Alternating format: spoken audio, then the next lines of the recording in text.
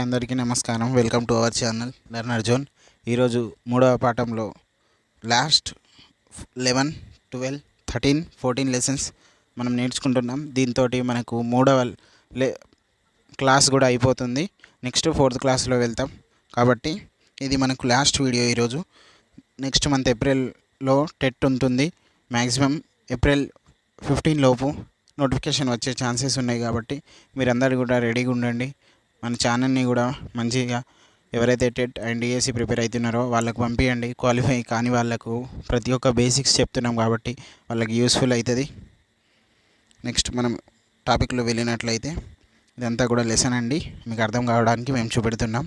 Next important points ముందు మనము కొన్ని ప్రీవియస్ క్వశ్చన్స్ ఉన్నాయి, వీటికి సంబంధించింది. మళ్ళీ మనకు ప్రీవియస్ క్లాసులలో డిస్కస్ చేసిన వాటికి టెట్ అండ్ డిఎస్సిలలో క్వశ్చన్స్ వచ్చినాయి కదా, వాటికి చూద్దాం. తెలంగాణ రాష్ట్ర వృక్షం ఏది? తెలంగాణ రాష్ట్ర వృక్షం ఏది అంటే ఏంటిది? ఇక్కడ రావి చెట్టు ఇచ్చిర్రు, మర్రి చెట్టు ఇచ్చిర్రు, తంగేడి చెట్టు ఇచ్చిర్రు, జమ్మి చెట్టు ఇచ్చిర్రు. ఆన్సర్ ఏంటిది? జమ్మి చెట్టు. ఓకే అండి. నెక్స్ట్ చూసినట్లయితే ఒక హల్లుకు అదే హల్లు అక్కడ హల్లుకు చెందిన ఒత్తు చేరితే ఏమంటారు?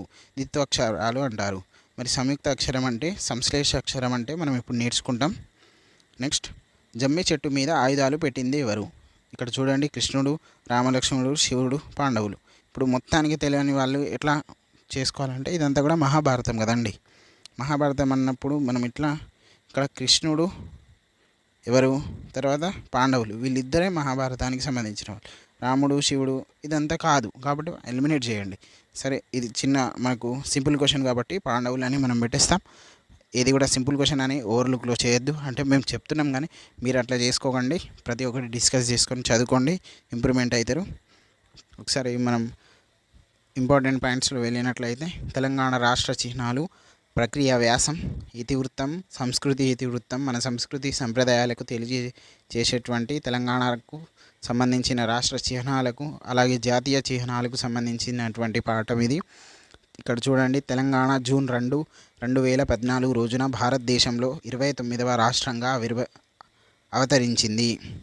అంటే మనకు ఇలా కూడా అడగచ్చు, 29వ రాష్ట్రంగా ఏ రాష్ట్రం అవతరించింది అని. కాబట్టి మనం ప్రతి ఒక్కటి చూసుకోవాలి. తొలి ముఖ్యమంత్రి కేసీఆర్ అంటే కల్వకుంట్ల చంద్రశేఖరరావు గారు.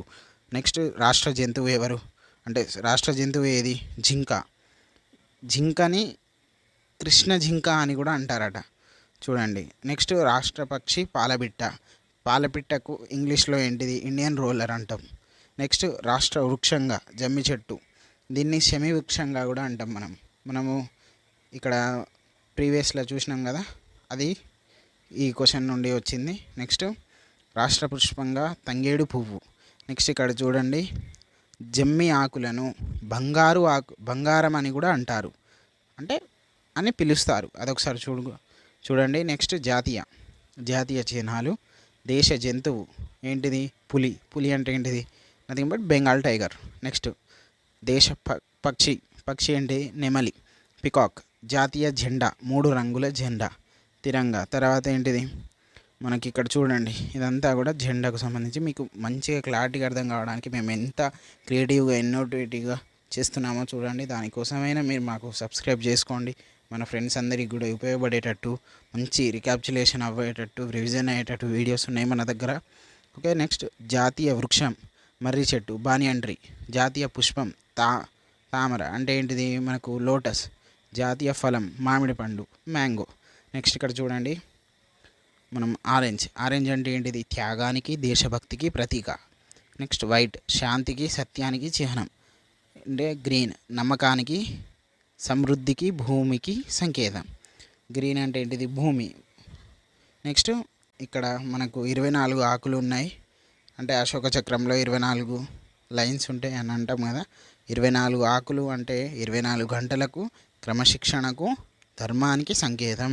ఇవి కూడా అడగవచ్చు. కాబట్టి మనకు అందరికీ చాలా చాలా ఇంపార్టెంట్ పాయింట్స్ అవి ఇవి.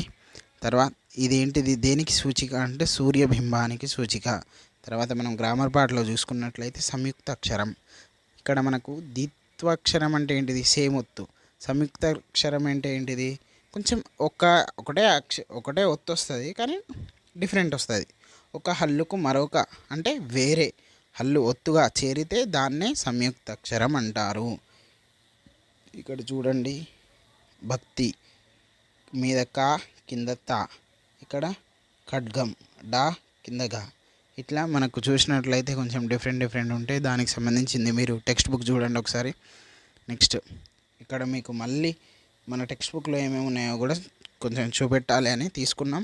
పై అక్షరాలను గమనించారు కదా, ఇట్లా ఒక హల్లుకు మరొక హల్లు ఒత్తుగా చేరితే దాన్ని సంయుక్తాక్షరం అంటాము. నెక్స్ట్ 13వ పాఠం మహాత్ముడు. మహాత్ముడు అనే పాఠం దేనికి సంబంధించిందంటే మనకు గాంధీ తాత గారి గురించి సంబంధించింది. మహాత్మా గాంధీ గారి గురించి చూద్దాం ఒకసారి. ఏ ప్రక్రియకు చెందిందంటే వ్యాసం ప్రక్రియకు చెందింది. ఏ ఇతివృత్తానికంటే స్ఫూర్తి. తర్వాత ఇంకో ఏంటిది, అతని పూర్తి పేరు ఏంటిదంటే మోహన్ దాస్ కరమ్చంద్ గాంధీ. అతను ఎప్పుడు జన్మించాడంటే అక్టోబర్ 2వ తారీఖు 1869 1869 అక్టోబర్ 2న జన్మించారు. ఆ రోజే మనం గాంధీ జయంతి అని కూడా మనము అంటే జరుపుకుంటాం. నెక్స్ట్ ఇక్కడ పోర్బందర్లో, అంటే అది ఎక్కడ ఉంది, గుజరాత్లో. అక్కడ మనకు కరమ్చంద్ గాంధీ గారి తండ్రి పేరేంటిది, మోహన్ దాస్ కరమ్చంద్ గాంధీ గారి తండ్రి పేరు కరమ్చంద్ గాంధీ. తల్లి పేరేంటిది, పుత్లీబాయి. తర్వాత భార్య పేరేంటిది, కస్తూరిబాయి. ఇవన్నీ కూడా అడగవచ్చు కాబట్టి ప్రతి ఒక్కటి కూడా ఇంపార్టెంట్. నెక్స్ట్ టెట్ 2024లో అడిగినటువంటి క్వశ్చన్, శ్రవణ కుమారుని నాటకం ఎవరు వేశారు లేదా ఆ పుస్తకాన్ని ఎవరు కొనిచ్చారు అనేది కూడా మనకు అడగవచ్చు. కాబట్టి మీరు ఒకసారి చూసుకోండి. సత్య హరిశ్చంద్ర నాటకం చూశాడు, ఏ నాటకం చూశాడు, ఏ నాటకం వేశాడు, ఏ నాటకం పుస్తకం కొనిచ్చాడు, ఇవన్నీ కూడా డిఫరెన్షియేట్ చేసుకోండి మీరు. దానికి సంబంధించిన బుక్స్ అంటే దానికి సంబంధించింది ఏంటిది అనేది కూడా ఒకసారికి 2 సార్లు మీరు రిపీట్ చేసినట్లయితే మనకు మార్క్స్ అనేవి ఎక్కడ కూడా పోవు. నెక్స్ట్ సబర్మతి ఆశ్రమం. ఇక్కడ చూడండి, అక్కడ ఆశ్రమం మీద అంటే అక్కడ ఎట్లా ఉంటుందంటే ఒక స్టేట్మెంట్ ఉంది మనకు టెక్స్ట్ బుక్లో, ఆశ్రమం ఆస్తి అందరిది, ఇది ఈ దేశంలో చాలా బీద వాళ్లకు ఆస్తిగా భావించాలని నేను ఆశిస్తున్నాను. ఎవరన్నారు, గాంధీజీ గారు అన్నారు. నెక్స్ట్ అంటరానితనం మహాపాపం అని అన్నవాడు ఎవరు అని కూడా మనకు అనొచ్చు, గాంధీజీ. నెక్స్ట్ ఏంటిది, ఆటబతుకు. ఇదంతా కూడా చదువు ఆనందించు. ఏ ప్రక్రియకు చెందిందంటే గేయం ప్రక్రియకు చెందింది. ఏ ఇతివృత్తానికి చెందిందంటే పిల్లల ఆసక్తుల నైపుణ్యాలు. కాబట్టి మనకు అరే చదువు ఆనందించే వస్తుందా రాదా అదంతా మీరు డౌట్ పెట్టుకోవాల్సిన అవసరం లేదు. ప్రతి ఒక్కటి చదవాల్సిందే. మనకు బుక్లో ఇచ్చిండు, వాడు బుక్లో పనిలేక ఇయ్యాడు కదా, కాబట్టి చదవాలి మనం. నెక్స్ట్ చెట్టు కోరిక, చివరి పాఠం 3rd క్లాస్లో. ఒకసారి మీరు లెసన్ చదువుకోండి. లెసన్ చదివినట్లయితే మీకు చాలా అర్థమవుతుంది. అంటే అన్నీ మనం ఎక్స్ప్లెయిన్ చేయలేం కదా, ఓన్లీ ఇంపార్టెంట్ పాయింట్స్. ఏ ప్రక్రియకు చెందిందంటే కథా ప్రక్రియకు చెందింది.